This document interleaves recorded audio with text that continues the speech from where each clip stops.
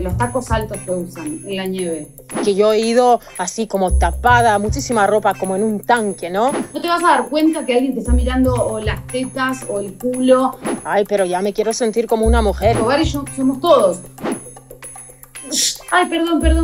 Pero una mujer se respeta. Todos los hombres de la oficina se organizaban para poner dinero y comprar flores para todas las mujeres de la oficina. No estoy de acuerdo contigo. ¿Por qué están tan enojadas? Ay, no vamos a pelear sobre esto, bueno, señora. Boluda, pero está bueno discutir un poco.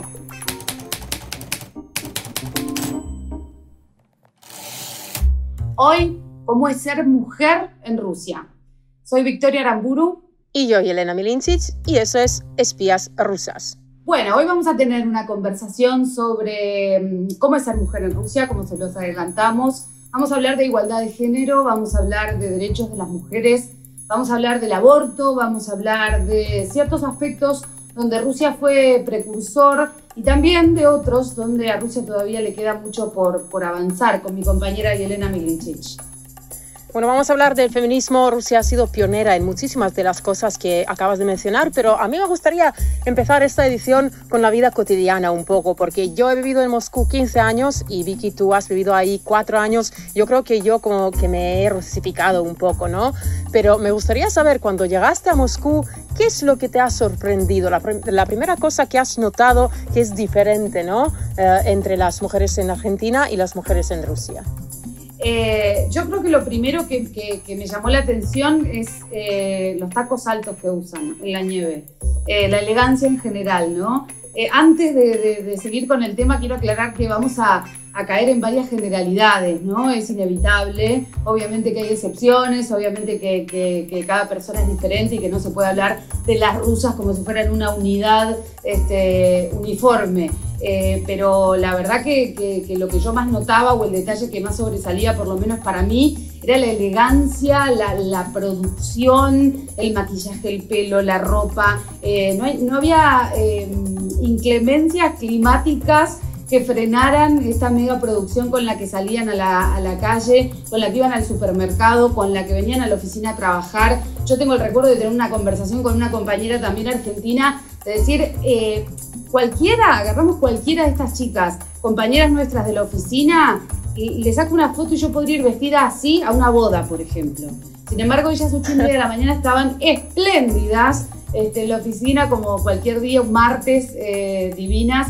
Eso creo que fue lo que más me llamó la atención y obviamente recae sobre una, ¿no? Porque yo creo que en el metro a mí me han llegado a mirar con un poco de pena. Me dicen, esta mujer, ¿qué le habrá pasado en la vida que está tan desarreglada?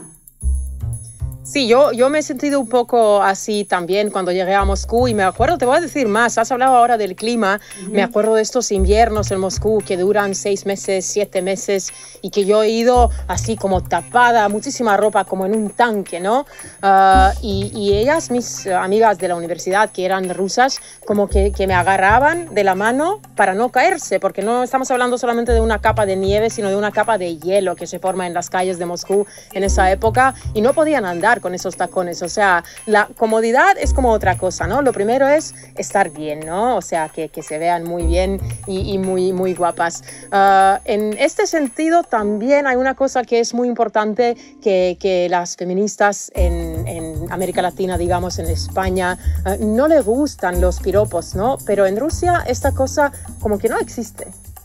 No existe y esa es otra cosa de la vida cotidiana que a mí me llamó bastante la atención. En Rusia es bastante difícil que un hombre te mire por la calle, ni siquiera que te diga un piropo, eso ya ni hablar, pero que te mire, que te observe. Yo soy latinoamericana, soy argentina, estoy muy acostumbrada, obviamente es algo de lo que no estoy orgullosa, ¿no? Y que estamos tratando de modificar un poco y de meter conciencia ahí, que de alguna manera es incómodo el acoso que sentimos las mujeres respecto de las miradas o también de los piropos o de algunas guarradas que supimos aguantar durante mucho tiempo. En Rusia eso no existe, definitivamente. Los hombres son muy respetuosos con las mujeres en este sentido. De verdad, no vas a mirar, o sea, no te vas a dar cuenta que alguien te está mirando o las tetas o el culo, como por ahí podría pasar en cualquier país de Latinoamérica o mismo acá en España, pero en Rusia eso no pasa. No pasa, claro, y yo he llegado a escuchar las chicas de América Latina y de España que claramente en sus países como que lo denuncian un poco, ¿no? Pero en Rusia me han dicho, ay, pero ya me quiero sentir como una mujer, ¿qué es esto? Que nadie me mira, ¿no? Es un poco diferente la situación, pero yo creo que aquí es muy importante decir que en Rusia en este momento ha sido peor todavía, claramente después de la Segunda Guerra Mundial, donde Rusia ha perdido muchísimos hombres, millones de hombres que han ido a la guerra. Los hombres, hay mucho menos hombres en el país que las mujeres, o sea, son las mujeres que se esfuerzan a la hora de ligar, ¿no? Un poco porque no hay un hombre para cada mujer en el país. No, y eso también es llamativo, ¿no? La manera de ligar, como decís vos, que tienen las mujeres. Yo he visto situaciones realmente muy raras en Rusia respecto de esto. No es algo que me guste contar porque me parece que no habla bien de las mujeres rusas, pero he visto situaciones de verdad muy, te diría incluso bordes, ¿no? Medio violentas de pelear por un hombre, una cosa por el estilo. Lo cuento porque lo he visto, si no, no lo contaría. Por otra parte, me parece que es interesante, Yele, si te parece, meternos en el tema de la igualdad de género. Y otra vez, creo que esto lo hacemos cada vez que hacemos un podcast, el punto de partida, ¿no? Del que Rusia inicia su camino hacia la igualdad de género es bastante distinto al del resto de los países, o por lo menos los países que nosotras conocemos. Claramente, y el feminismo en Rusia empieza mucho antes, ¿no? Yo creo que Rusia es el primer país que ha permitido abortos, es el primer país que ha dado el derecho de voto a las mujeres, ¿no? Uh-huh. Claramente esas cosas han ido luego cambiando durante la historia, ¿no? Pero si estamos hablando de Rusia, de los tiempos de la revolución, ha sido una tierra bastante fértil, ¿no? Para el feminismo y para la lucha de los derechos de las mujeres, ¿no? Y no es ninguna casualidad que Clara Zetkin, una de las pioneras del movimiento, ha vivido y ha muerto en Rusia. Hay una cosa que a mí siempre me llamó mucho la atención respecto de la retórica soviética, esta forma de llamarse unos a otros, camarada, creo que es la traducción, decime si estoy diciendo cualquier cosa, pero tovarish, la traducción es camarada, de alguna manera para... No tiene género. Claro, exacto, no tiene género y no reconoce de algún modo individualidades o particularidades. Tovarish somos todos, hombre, mujer, no importa. Me parece que desde la retórica es algo interesante. Ahora vos recién decías, ¿no? Lo del derecho al aborto. Hay que recordar que la Unión Soviética legalizó el aborto en 1920, no sin obviamente una férrea oposición del resto del mundo que la ha criticado muchísimo por esta decisión. Y a mí me llamó mucho la atención porque estuve buscando el argumento del decreto para esta legalización en aquel momento y decía que muchas mujeres resultaban ser víctimas, y lo leo textual, de charlatanes mercenarios y a menudo ignorantes. Un argumento que se repite, ¿no? Muchos años después, porque era la manera de decir se mueren en abortos clandestinos de alguna manera. Decían que las tasas de infección llegaban al 50% y obviamente eso era alarmante, y que el 4% de las mujeres que se sometían a un aborto clandestino terminaban muertas. Argumentos que, como te digo, siguen vigentes a día de hoy, por lo menos en mi país, por la lucha por el aborto cuando todavía no se había legalizado. Este era uno de los argumentos más fuertes, ¿no? Afuera el aborto clandestino, porque las mujeres se mueren. Si hablamos de este tema de los abortos, yo creo que ahí lo que ha ayudado un poco es la religión, porque durante el tiempo del comunismo no había religión no existía en Rusia, ¿no? Así que no existía este problema que a lo mejor puede existir en estos momentos en América Latina, ¿no? Este tipo de conservatismo. Pero como hemos dicho, las mujeres soviéticas han ganado muchísimos derechos que todavía no tienen todas las mujeres del mundo, y en los tiempos soviéticos han llegado a ganar los mismos sueldos que los hombres, ¿no? Que es una cosa excepcional. En este momento la situación es un poco diferente. En este momento yo creo que en Europa las mujeres ganan un 20% menos que los hombres. En Rusia es un poco más, ¿no? Este margen, ¿no?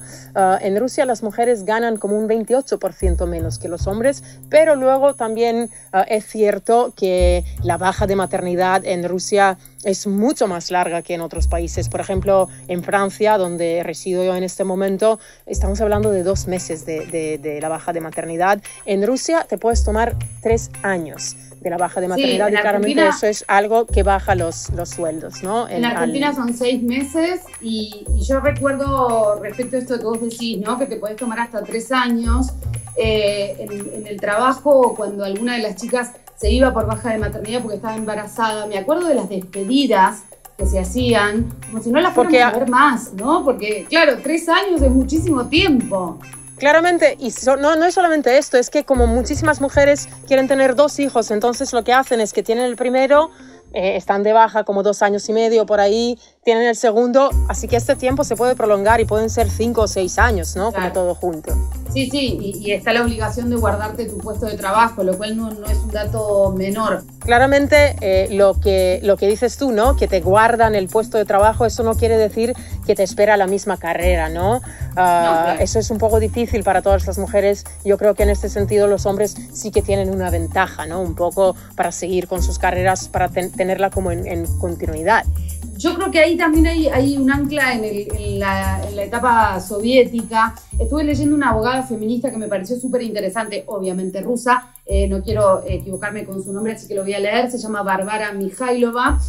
Ella sostiene que durante la época soviética las mujeres lograron de alguna manera salir de sus casas, ¿no? Y de las tareas domésticas y de cuidado para trabajar, obviamente ir a la guerra porque fue una etapa muy bélica, ¿no? Del país y obviamente acceder a puestos de poder y a puestos jerárquicos antes negados para ellas, pero que de alguna manera sintieron que no se pudieron desligar de las tareas de cuidado. Entonces sumaron, quiero decir, al final pierden por los 2 lados, porque no es que por trabajar pudieron desligarse de las tareas de cuidado y los hombres ocuparon ese lugar. No, las mujeres sumaron tareas a su vida. Y ella explica como una especie de proceso histórico para lo que pasó después de la etapa soviética, que las mujeres de repente adoptaron más ese rol de, no sé, princesas, por decirlo de algún modo, porque vieron que con la etapa anterior el esfuerzo era demasiado, era inhumano. Entonces criaron a sus hijas, las generaciones siguientes, como para, de algún modo, no tener que perder por los 2 costados, como decíamos, o una cosa o la otra. Es verdad, acabo de leer un tuit que dice que de un hombre se espera, ¿no? Que proteja a su familia, que proteja la patria, que gane dinero y que sea buen padre, buen hijo y todo esto, ¿no? Y que claramente una mujer hace todo esto y todas las tareas que hace una mujer en la casa, ¿no?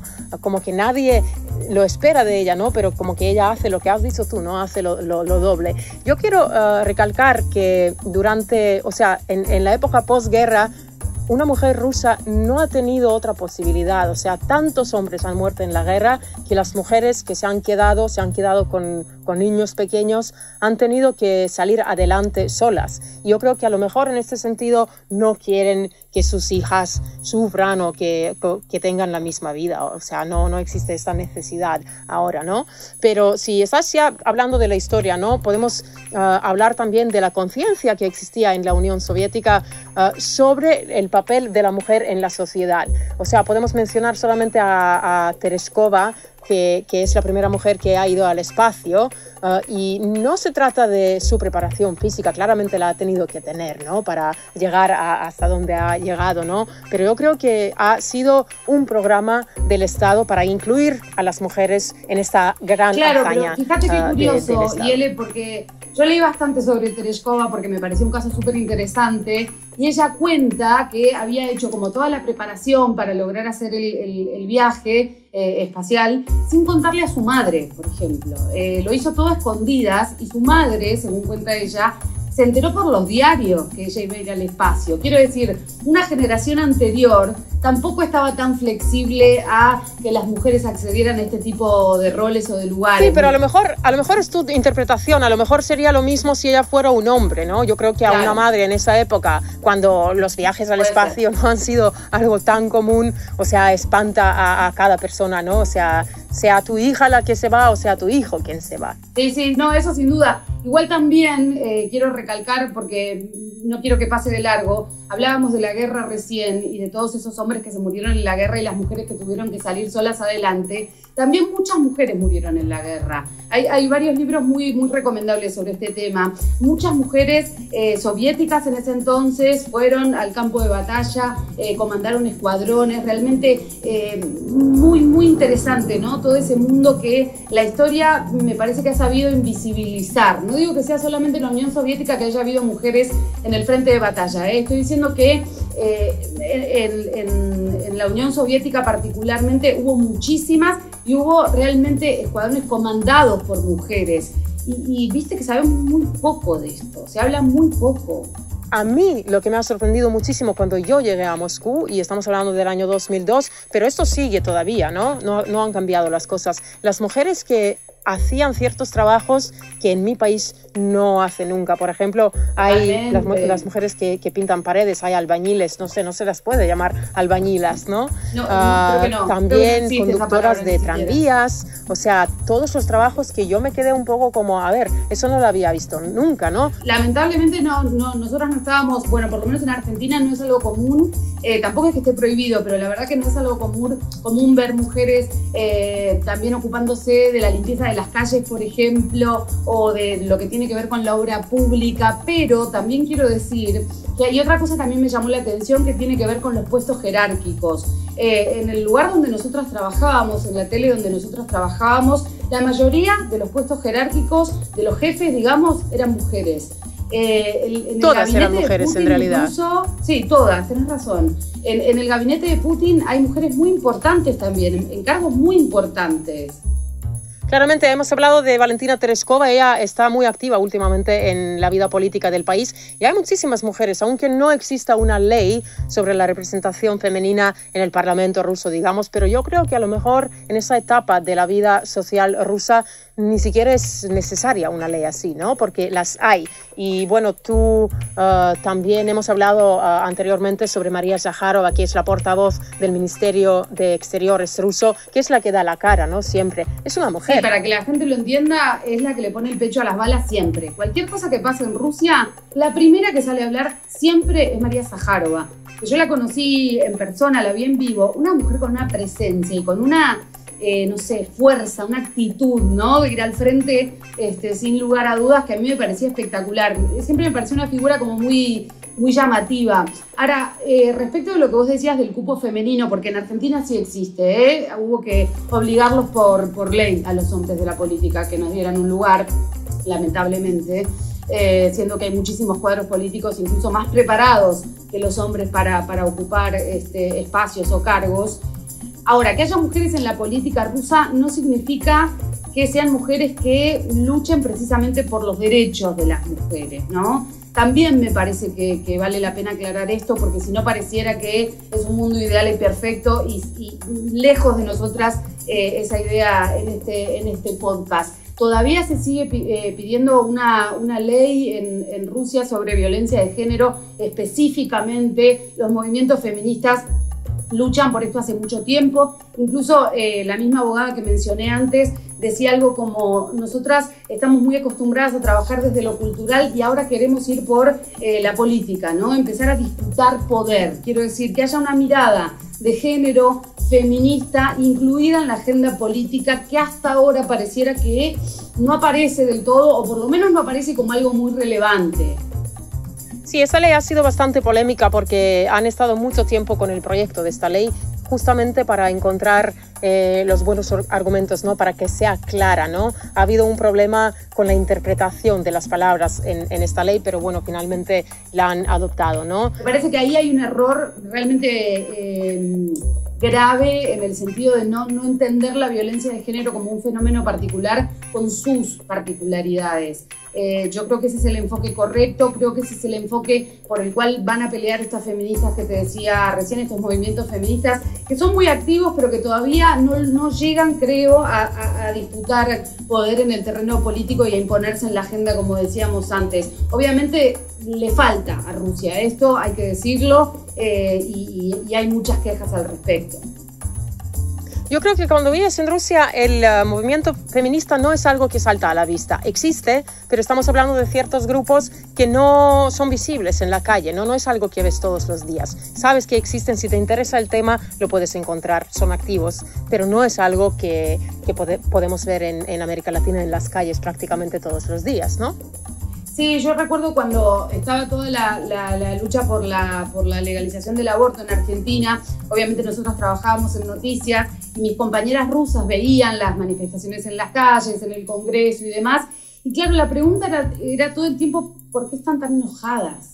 ¿Por qué tanto? ¿Por qué tan radicales? No terminaban de entender cómo. ¿Sabes qué pasa? Es que eso se nota también en la vida cotidiana, porque yo, como he vivido en Moscú y también había una comunidad, digamos, de latinoamericana ahí y de los españoles también, o sea, había una diferencia en el punto de vista de las dos naciones. Por ejemplo, me acuerdo que una vez en un restaurante un chico ruso ha pagado para toda la mesa, que era una mesa de mujeres, ¿no? Que eran latinas todas. Y el chico ha dejado el dinero para toda la mesa y ellas se sorprendieron tanto, era como nosotras somos capaces de pagar, nosotras podemos, ¿no? Y el chico no sabía qué pasó, o sea, qué hizo mal, porque no se entendía, no había manera de entenderse, ¿no? O luego como que no te dejan abrirles la puerta o ponerte la silla.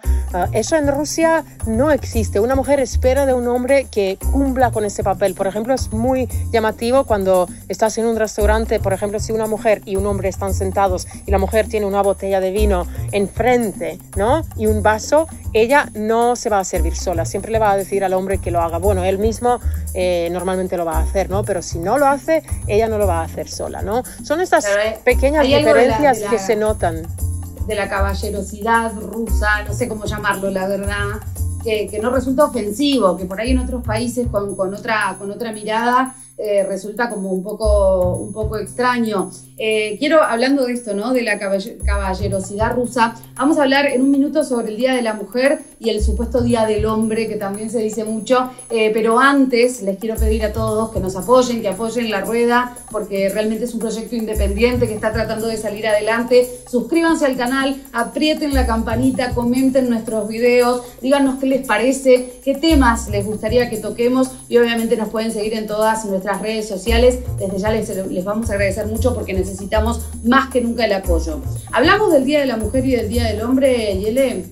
Has revelado ya el secreto, eso lo queríamos guardar, ¿no? Como que existe el Día de la Mujer, que es el 8 de marzo, como es el Día Internacional de las Mujeres, ¿no? Pero en Rusia existe el Día del Hombre también. O sea, yo creo que en realidad no es el Día del Hombre, ¿no? Esto es como una interpretación. Es una interpretación, pero claramente como el Día de la Mujer es el 8 de marzo, ese día cae como 22 de febrero, ¿no? Están muy cerca y los dos días no son laborales, ¿no? Son fiestas nacionales, ¿no? Entonces los hombres, o sea, era como un día del defensor de la patria, en realidad así se llamaba inicialmente, pero claramente como en Rusia, y eso me vas a decir tú si lo has notado, si lo has visto y si has tenido la oportunidad de recibir flores, claro, todos los hombres lo celebran. No, es increíble. El Día de la Mujer en Rusia, los hombres, bueno, cuento en la oficina lo que pasaba. Todos los hombres de la oficina se organizaban para poner dinero y comprar flores para todas las mujeres de la oficina.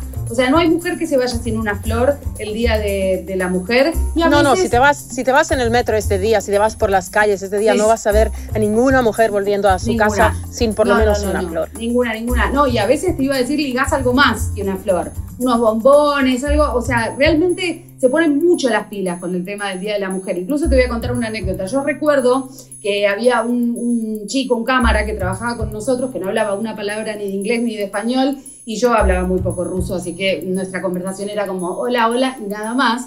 Y el Día de la Mujer, volviendo al tema este de la caballerosidad rusa y el halago, ¿no?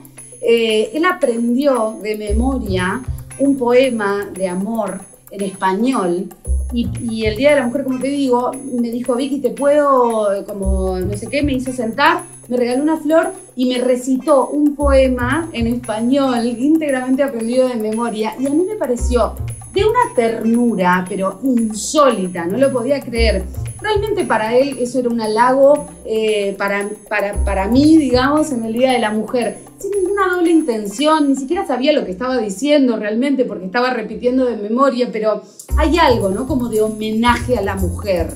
Es una cosa que a lo mejor en el otro lado del océano, en Europa, se puede malinterpretar, ¿no? Como si a alguien le regalas flores, como que le quieres enseñar, que le quieres mostrar que es una mujer, ¿no? Que a lo mejor que vale menos que tú. No, en Rusia existe una cultura de flores, incluso las flores se regalan también a los hombres. Y también en el sitio en el que hemos trabajado, en la televisión, había justo al lado de la maquinita de café, había una máquina en la que se vendían ramos de flores. O sea, si eso no te yo ha dado nunca lo había tiempo ir a visto una... en mi vida, realmente, nunca. Eran Para ramos mí de también ha flores sido un shock verlo. perfectamente armados, donde vos ponías el dinero y podías, y se vaciaba a menudo. Quiero decir, la gente le daba mucho uso, porque por todo se regalan flores en Rusia. Son muy, muy fanáticos, ¿no? De las flores. Son muy fanáticos, pero es como que te da vergüenza, por ejemplo, si te has olvidado de algún cumpleaños, pues claro. no, tienes que correr, ir a comprar flores y ya está, ¿no? Sin eso no aparezcas, o sea, mejor que no.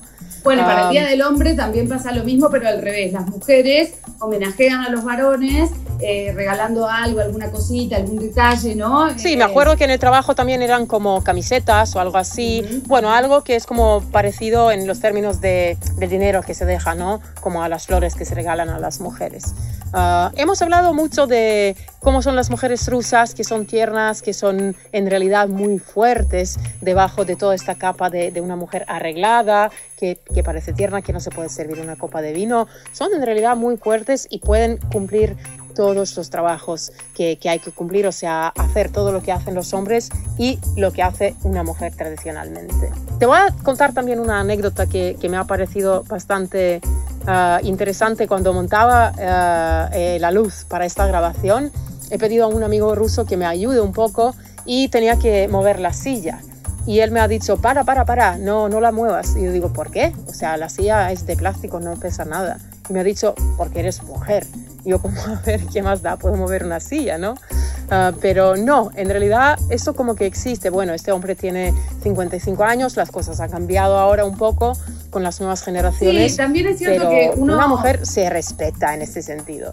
Uno viviendo en Moscú aprende de repente a correr un poco sus parámetros, ¿no? Porque por lo menos yo llegué con todo mi ímpetu feminista y la igualdad de género y tal, y te das cuenta que la idiosincrasia rusa admite otro tipo de cosas, otro tipo de grises, y finalmente uno se ve obligado a ceder, no solamente en esto, en un montón de otras cosas que los rusos entienden de otra manera, no porque haya mala intención, no porque realmente te quieran hacer algún tipo de daño o tengan alguna cosa medio rara por detrás. Yo creo que uno aprende como a adaptarse, ¿no? Y también sí, Vicky, pero eso es como... perdona por interrumpirte, sí. Pero yo creo que aquí estamos hablando de un respeto que los hombres tienen a las mujeres justamente por el papel que han cumplido en el tiempo posguerra, ¿no? Sí. Porque muchos, los hombres que conozco yo, han crecido sin sus padres, sin sus abuelos y claramente tienen que respetar a las mujeres que los han criado, ¿no?